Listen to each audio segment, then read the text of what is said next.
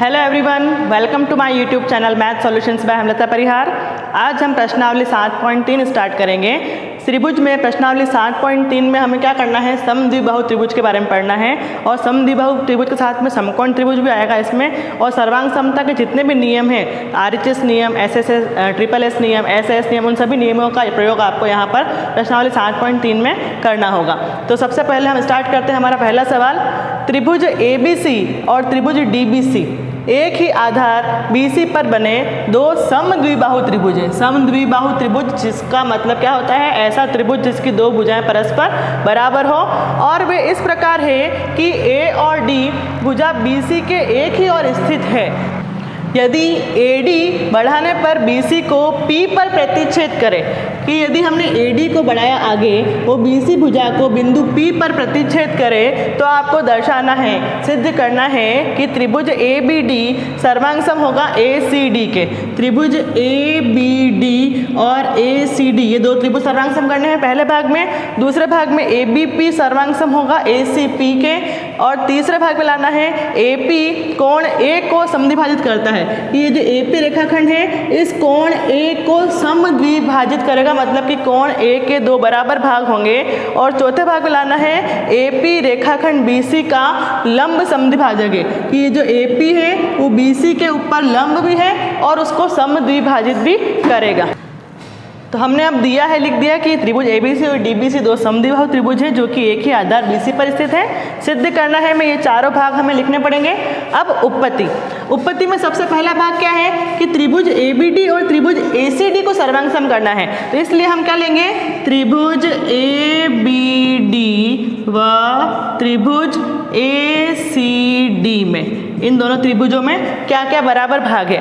त्रिभुज ABD ये वाला त्रिभुज और त्रिभुज ACD ये वाला त्रिभुज, इन दोनों त्रिभुजों को सर्वांग सम करने के लिए तीन चीज़ों की जरूरत पड़ेगी। तो सबसे पहले हमको दिख रहा है कि AB बराबर है AC के, दूसरी चीज BD बराबर है CD के, और तीसरी चीज कि ये जो AD लाइन है, ये जो AD रेखाखंड है, वो दोनों त्रिभुजों में उभयनिष्ठ है। तो तीनों भुजाएं परस्पर बराबर है, इसलिए हम कौन सा नियम लगाएंगे, S नियम से सर्वांग सम होंगे दोनों त्रिभुज। सबसे पहले हम लिख देते हैं AB बराबर AC हमें दिया है, ये हो गया फर्स्ट। दूसरी चीज BD बराबर CD ये भी हमें दिया है, और तीसरी चीज AD बराबर AD दोनों में उभयनिष्ठ है, इसलिए हम लगा रहे हैं S नियम। ठीक है, तो आप लिखेंगे S नियम से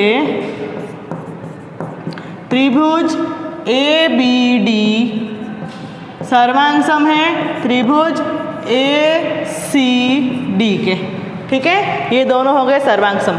यदि हमने इन दोनों त्रिभुजों को सर्वांग सम कर दिया है, तो यदि दो त्रिभुज सर्वांग सम होते हैं तो उनके संगत भाग भी परस्पर बराबर होते हैं। इसलिए हम लिख सकते हैं कि यहाँ पर ये जो कोण है, दोनों कोण A के जो दो भाग है, इसको हम नाम दे देते हैं 1 और 2। इसलिए कोण 1 और कोण 2 भी बराबर होंगे। कोण 1 बराबर कोण 2, कारण क्या है इसका, CP/CT से ये दोनों बराबर हो रहे हैं। ठीक है, और इसको हम नाम देते हैं समीकरण नंबर 1।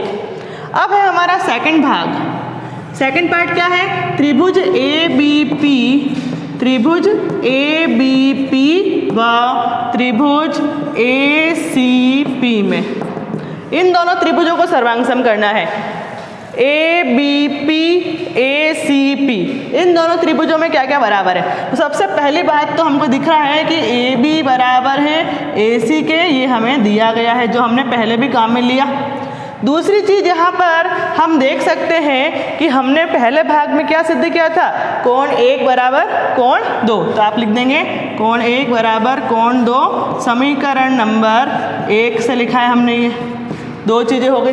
और तीसरी चीज़ हमको दिख रहा है यहाँ पर, ये जो AP लाइन है, ये जो AP रेखाखंड है, वो दोनों त्रिभुजों में उभयनिष्ठ है। तो यहाँ लिख देंगे AP बराबर AP, यहाँ पर ये दोनों में उभयनिष्ठ है, कॉमन है। अब नियम कौन सा लग रहा है, S नियम।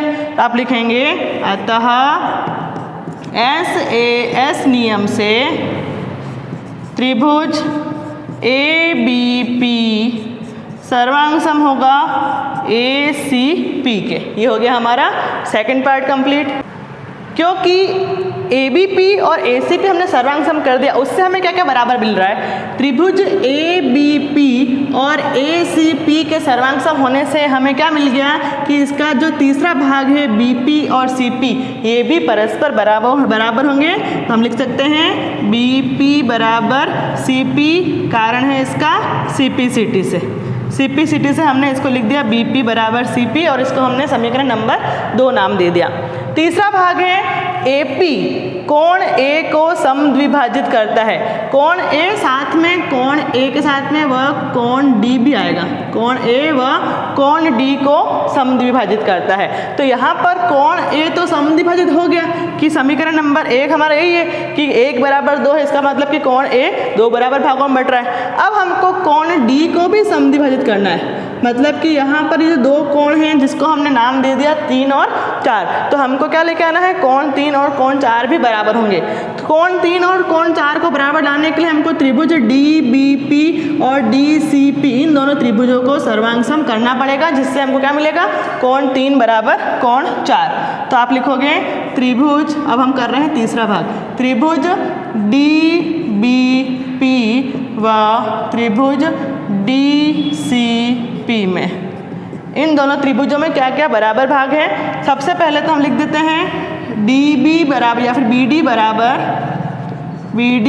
बराबर CD, ये हमें दिया गया है जिसको हमने पहले भी काम में लिया था, यहाँ पर BD बराबर CD। ठीक है, दूसरी चीज़ हमारे पास में अभी सेकंड पार्ट में आ गया हमारे थर्ड पार्ट में कि BP बराबर है किसके, CP के, समीकरण नंबर 2 से। समीकरण 2 से हमने BP बराबर CP लिख दिया। और तीसरी चीज़ यहाँ पर हमको दिख रहा है कि DP लाइन इसमें भी आ रही है, इसमें भी, मतलब कि DP भुजा जो है वो दोनों त्रिभुजों में उभयनिष्ठ है। DP बराबर DP दोनों में उभयनिष्ठ है। ठीक है, तो अब हम नियम कौन सा लगा सकते हैं, S नियम से। तो आप लिखेंगे अतः S नियम से त्रिभुज DBP सर्वांग सम है त्रिभुज DCP के। यदि त्रिभुज DBP और DCP सर्वांग सम है तो इसका मतलब कि इसके संगत भाग कोण 3 व कोण 4 भी परस्पर बराबर होंगे। तो आप लिख सकते हैं कोण 3 बराबर कोण 4 CP/CT से, और इसको हम नाम दे देते हैं समीकरण नंबर 3। अब हमारा जो तीसरा भाग उसने पूछा था वो होगा समीकरण नंबर 1 से कोण 1 बराबर कोण 2 तथा समीकरण नंबर 3 से क्या आ रहा है, कोण 3 बराबर कोण 4 है। इसलिए हम कह सकते हैं कि AP कोण A व कोण D को समद्विभाजित करता है, समद्विभाजित करता है। ये हो गया हमारा तीसरा पार्ट कंप्लीट। फिर फोर्थ पार्ट में क्या करना है, AP रेखाखंड BC का लंब समद्विभाजक है। तो लंब का मतलब कि हमको इस भुजा BC के ऊपर 90 डिग्री का कोण लेके आना है, और समद्विभाजक का मतलब कि उस BC के 2 बराबर भाग हो रहे हैं। तो बराबर भाग तो हमारे पास में आ चुके हैं, BP बराबर CP, ये समीकरण नंबर 2 में आ चुका है। तो हमको क्या लेके आना है, अब यहाँ पर 90 डिग्री का कोण लेके आना है। तो 90 डिग्री का कोण कैसे लेके आएंगे, तो आप लिखेंगे कि हमने यहाँ पर सर्वांग सम कर दिया था त्रिभुज DBP और त्रिभुज DCP को, क्योंकि ये त्रिभुज DBP और त्रिभुज DCP ये दोनों त्रिभुज सर्वांग सम है, इसलिए ये दोनों कोण अभी बराबर है। 90 डिग्री का हम नहीं बोल सकते, अभी ये दोनों कोण क्या है, बराबर है। इसलिए कोण DPB बराबर है DPC के CP/CT से। अब ये दोनों कोण बराबर है, और इन दोनों कोणों में एक और संबंध है, क्योंकि ये दोनों कोण एक स्ट्रेट, एक सीधे रेखाखंड पर बन रहे हैं, इसलिए इन दोनों कोणों का योग कितना होगा, 180 डिग्री, और कारण होगा इसका रेखिक युग्म। कोण DPB प्लस कोण DPC बराबर 180 डिग्री और कारण है इसका रेखिक युग्म। ठीक है, अब इन दोनों कोणों का योग 180 भी हो रहा है और ये दोनों कोण परस्पर बराबर भी है, तो अब हम DPB की जगह पर क्या लिख देंगे, DPC। तो यहाँ पर हम DPB की जगह DPC लिख रहे हैं प्लस DPC बराबर 180 डिग्री। दोनों को जोड़ेंगे, दो कोण DPC बराबर 180 डिग्री, कोण DPC बराबर 180 बटावा 2, 2 से 1 कट जाएगा, कोण DPC बराबर आ गया हमारे पास में 90 डिग्री। तो क्योंकि DPC बराबर 90 डिग्री आ गया है, समीकरण नंबर 4 नाम देते हैं। समीकरण 2 में BP बराबर CP था, समीकरण नंबर 4 में आ गया कि कोण 90 डिग्री। इसका मतलब कि समीकरण नंबर 2 और 4 से हम लिख सकते हैं कि AP रेखाखंड BC का लंब समद्विभाजक है।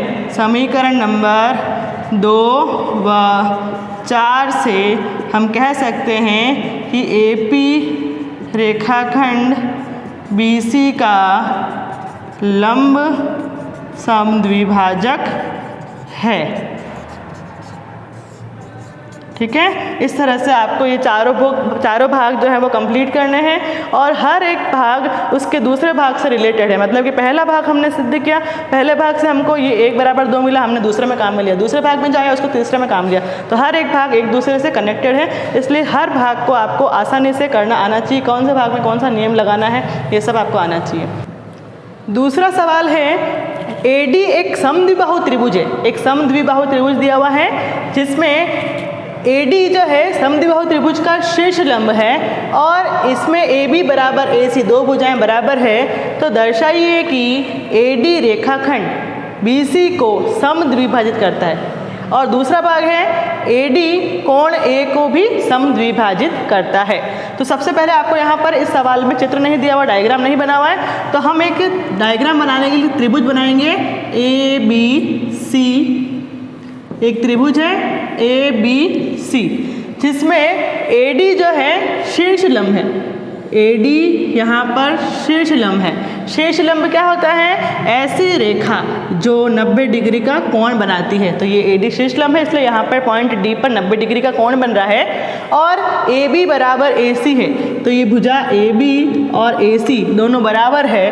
तो आपको सिद्ध करना है कि ये जो AD रेखाखंड है वो इस BC को समद्विभाजित करता है। मतलब कि यहाँ पर इस BC के 2 बराबर भाग हो रहे हैं, मतलब BD बराबर DC लाना है। और AD कोण A को समद्विभाजित करता है, मतलब कि यहाँ पर इस कोण A के जो 2 भाग हो रहे हैं ये दोनों भाग भी आपको बराबर लेके आना है। तो सबसे पहले हम क्या करेंगे, हमें दिया गया है कि समद्विबाहु त्रिभुज ABC में AB बराबर AC तथा AD शीर्ष लंब है। ठीक है, ये आपको दिया गया है और हमें सिद्ध करना है। क्या क्या सिद्ध करना है, AD रेखाखंड BC को समद्विभाजित करता है और AD कोण A को भी समद्विभाजित करता है। तो दोनों भाग आपको यहाँ पे लिखने हैं। फिर हम स्टार्ट करते हैं इसकी उत्पत्ति।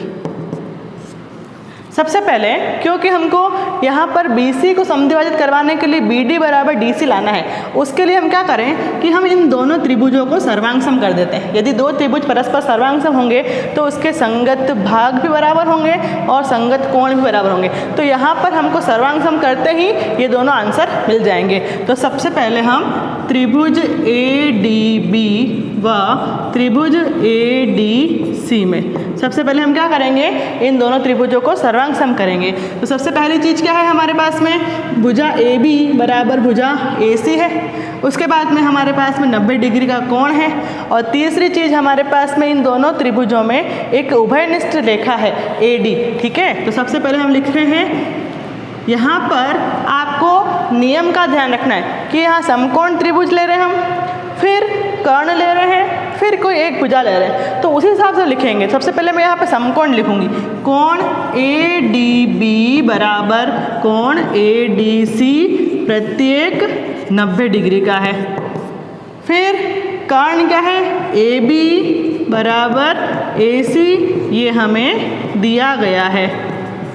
और तीसरी चीज AD बराबर AD दोनों में उभयनिष्ठ है। तो नियम कौन सा लगाएंगे हम? एक तो समकोण का R, कर्ण को हम लिखेंगे H और भुजा को लिखेंगे S। तो आप लिखेंगे RHS नियम से त्रिभुज ADB सर्वांग सम है त्रिभुज ADC के। यदि दो त्रिभुज परस्पर सर्वांग सम हैं तो आप अपने दोनों भाग को सिद्ध कर सकते हो। तो पहला भाग आप लिखेंगे क्योंकि त्रिभुज ADB सर्वांग सम है त्रिभुज ADC के, इसलिए BD बराबर DC होगा और हम कह सकते हैं कि AD BC को समद्विभाजित करता है। ये तो हो गया हमारा पहला भाग पूरा हो गया। और दूसरे भाग के लिए भी आप लिखेंगे कि क्योंकि त्रिभुज ADB सर्वांग सम है त्रिभुज ADC के, इसलिए हम कह सकते हैं कि कोण BAD बराबर है CAD के। मतलब कि इस कोण A के ये दो भाग हो गए हैं और ये दोनों भाग परस्पर बराबर हैं और क्यों बराबर है? CP/CT से बराबर है। इसलिए हम लिखेंगे कि AD कोण A को समद्विभाजित करता है। ठीक है, इस तरह से हमें ये दोनों भागों को सिद्ध करना है। ओके, तीसरा सवाल है एक त्रिभुज ABC की भुजाएं AB और BC और माध्यिका AM। एक त्रिभुज ABC है जिसकी भुजा AB, BC और माध्यिका AM जो है वो दूसरे त्रिभुज की भुजाओं PQ, QR तथा माध्यिका PN के बराबर है। इसकी भुजाएं त्रिभुज PQR की भुजाओं PQ, QR और माध्यिका PN के बराबर है। तो आपको सिद्ध करना है कि त्रिभुज ABM सर्वांग सम होगा PQN के। त्रिभुज ABM और त्रिभुज PQN इन दोनों त्रिभुजों को सर्वांग सम करना है पहले तो, और दूसरे भाग में त्रिभुज ABC और त्रिभुज PQR, मतलब कि ये पूरा त्रिभुज ABC और इधर से ये पूरा त्रिभुज PQR, इन त्रिभुजों को भी सर्वांग सम करना है। तो सबसे पहले यहाँ पर ये माध्यिका जो है इसका क्या रोल होगा? माध्यिका का मतलब कि शीर्ष से आने वाली वह भुजा उस सम्मुख भुजा को दो बराबर भागों में बांटे, इसका मतलब कि वो क्या कहलाएगी? माध्यिका। तो यहाँ पर क्योंकि AM और PN माध्यिकाएं हैं, इसका मतलब कि यहाँ पर ये भुजा BC को दो बराबर भागों में बांटेगी। माध्यिका का ये रोल होता है कि वो सम्मुख भुजा को दो बराबर भागों में बांटती है। ठीक है, तो आपको लिखना है क्योंकि त्रिभुज ABC व त्रिभुज PQR में AM व PN माध्यिकाएं हैं, इसलिए 1/2 AM बराबर होगा 1/2 BC बराबर होगा किसके? 1/2 QR। मतलब कि BC का आधा और इधर से QR का आधा करेंगे, दोनों बराबर होगा। तो हमको क्योंकि त्रिभुज ABM चाहिए, इसलिए हम क्या लिखेंगे? BM बराबर है किसके? QN के। तो BC का आधा करेंगे तो इधर से BM और इधर से QR का आधा करेंगे तो क्या आ जाएगा? QN। इसको समीकरण नंबर 1 नाम दे देते हैं हम। अब हम हमारे त्रिभुजों को सर्वांग सम कर देते हैं।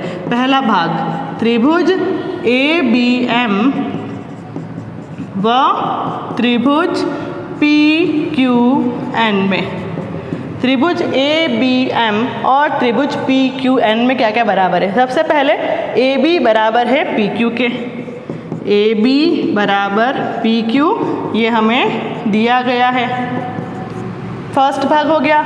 दूसरी चीज AM भी बराबर है PN के, AM बराबर है PN के और ये भी हमें दिया है, 2 हो गए।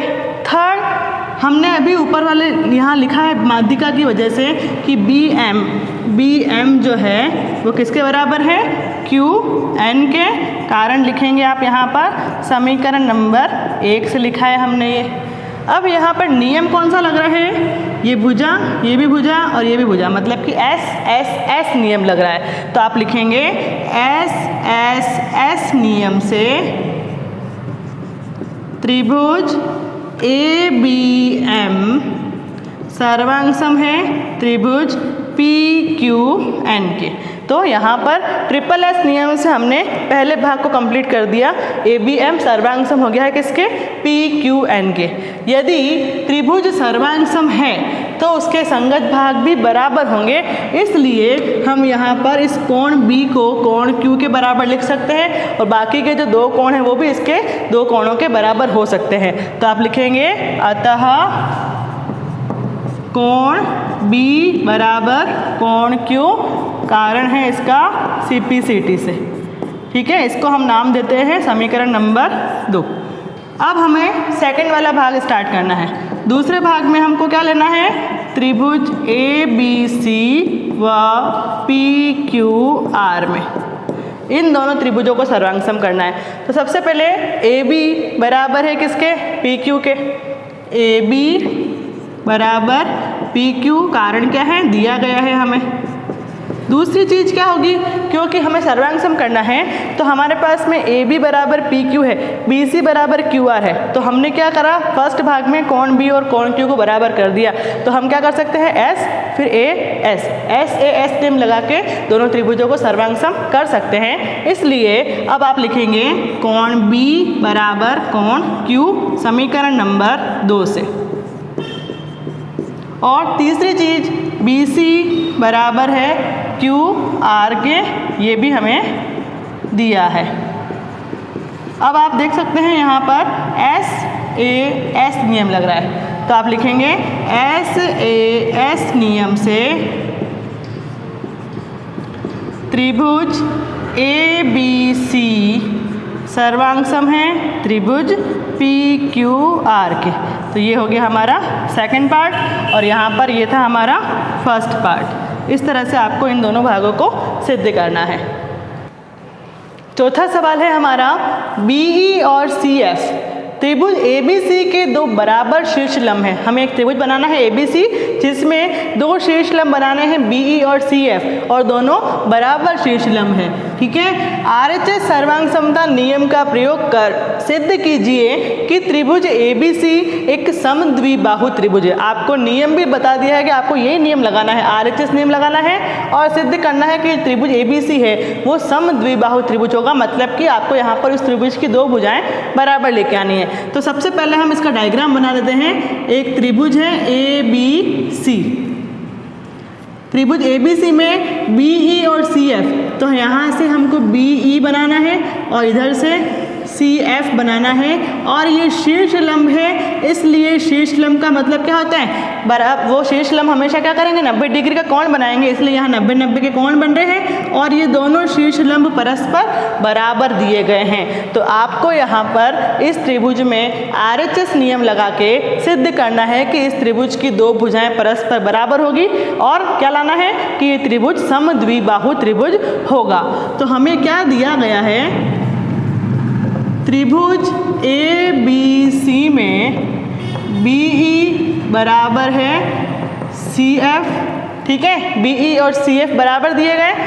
ठीक है, या फिर आप ऐसा लिख सकते हैं त्रिभुज ABC में शीर्ष लंब BE बराबर है CF के, क्योंकि शीर्ष लंब नाम आना जरूरी है कि शीर्ष लंब है इसलिए 90 डिग्री का कोण बना रहे हैं। और सिद्ध करना है कि त्रिभुज ABC एक समद्विबाहु त्रिभुज है। इसका मतलब कि हमें लाना है दो भुजाओं को बराबर, AB बराबर AC हमें लेके आना है। उपपत्ति यहाँ पर हमको सवाल में पहले ही दे दिया गया है कि RHS सर्वांग समता लगानी है। इसका मतलब कि यहाँ पर त्रिभुजों को सर्वांग सम करना पड़ेगा। कौन कौन से त्रिभुजों को सर्वांग सम करना पड़ेगा? BFC और BEC, इन दोनों त्रिभुजों को हम ले रहे हैं। तो त्रिभुज BFC, त्रिभुज BFC व त्रिभुज CEB में इन दोनों त्रिभुजों को सर्वांग सम करना है। आरएचएस नियम के लिए पहले हमें क्या लेना है, 90 डिग्री का कोण। तो हमको दिख रहा है यहाँ पर 90-90 के कोण बन रहे हैं। कोण BFC बराबर कोण CEB प्रत्येक 90 डिग्री का है। आर आ गया। 90 डिग्री के सामने वाली भुजा हमेशा कर्ण होती है, तो यहाँ पर इन दोनों त्रिभुजों का कर्ण एक ही है।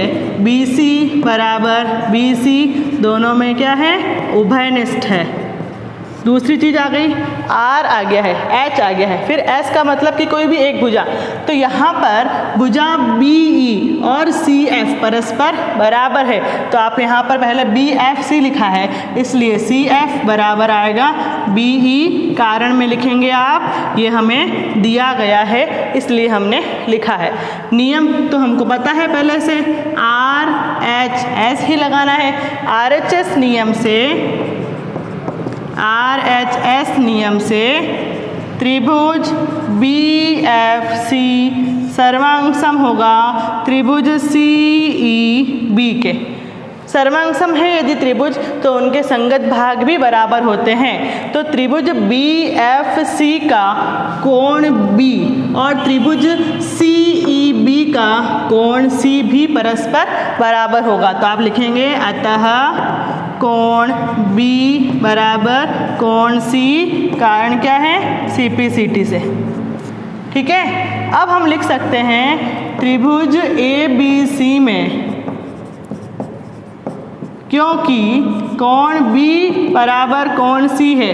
यदि किसी त्रिभुज में दो कोण परस्पर बराबर हो, यदि किसी त्रिभुज में दो कोण परस्पर बराबर हो, तो उनके सामने वाली भुजाएं, उनकी सम्मुख भुजाएं भी परस्पर बराबर होती है। इसलिए हम लिख सकते हैं कोण B और कोण C के सामने वाली भुजाएं AB बराबर AC होगी। कारण है बराबर कोणों की सम्मुख भुजाएं बराबर होती है, इसलिए हमने यहाँ पर AB बराबर AC लिखा है। और यदि किसी त्रिभुज में दो भुजाएं परस्पर बराबर हो, तो हम कह सकते हैं कि वह त्रिभुज समद्विबाहु त्रिभुज होगा। इसलिए त्रिभुज ABC एक समद्विबाहु त्रिभुज है। यही हमें सिद्ध करना था। ठीक है, अब पांचवा सवाल है, ABC एक समद्विबाहु त्रिभुज है। समद्विबाहु त्रिभुज जिसकी दो भुजाएं बराबर हैं, कौन कौन सी, AB बराबर AC है और AP लंब है BC पर। इसका मतलब क्या होता है, लंब। AP जो है वो लंब है BC पर। ये खींचकर आपको दर्शाना है कि कोण B बराबर कोण C होगा। यहाँ पर डायग्राम नहीं दिया हुआ है, सबसे पहले हम डायग्राम बना देते हैं। एक समद्विबाहु त्रिभुज ABC बनाना है हमें, ABC, जिसमें AB बराबर AC है तथा AP हमको लंब खींचना है। ये AP लंब है, इसलिए 90 डिग्री का कोण बन रहा है। तो आपको दर्शाना है कि ये कोण B बराबर कोण C होगा, ये हमको सिद्ध करना है। तो हमें दिख रहा है इस लंब को खींचने से यहाँ पर इस त्रिभुज ABC के दो भाग हो गए हैं, दो त्रिभुज बन गए हैं। इसका मतलब हम इन दोनों त्रिभुजों को सर्वांग सम करें, तो सर्वांग सम होने के बाद में CPCT से हम लिख सकते हैं कोण B और कोण C परस्पर बराबर होंगे। तो यहाँ पर हम सबसे पहले त्रिभुज APB व त्रिभुज APC में इन दोनों त्रिभुजों को सर्वांग सम करेंगे। सबसे पहले क्योंकि हमको दिख रहा है 90 डिग्री का कोण है, तो RHS नियम लग रहा है। यहाँ पर R भी है, H भी है और S का मतलब भुजा भी है। तो सबसे पहले हम 90 डिग्री का कोण लिख देंगे। कोण APB बराबर कोण APC प्रत्येक 90 डिग्री का है। उसके बाद में 90 डिग्री के सामने वाली भुजा क्या होती है, कर्ण। कर्ण को क्या हम बोलते हैं, H। ठीक है, तो AB बराबर AC, कारण है दिया है, 2 हो गया। तीसरी चीज, भुजा AP बराबर AP, दोनों में उभयनिष्ठ है।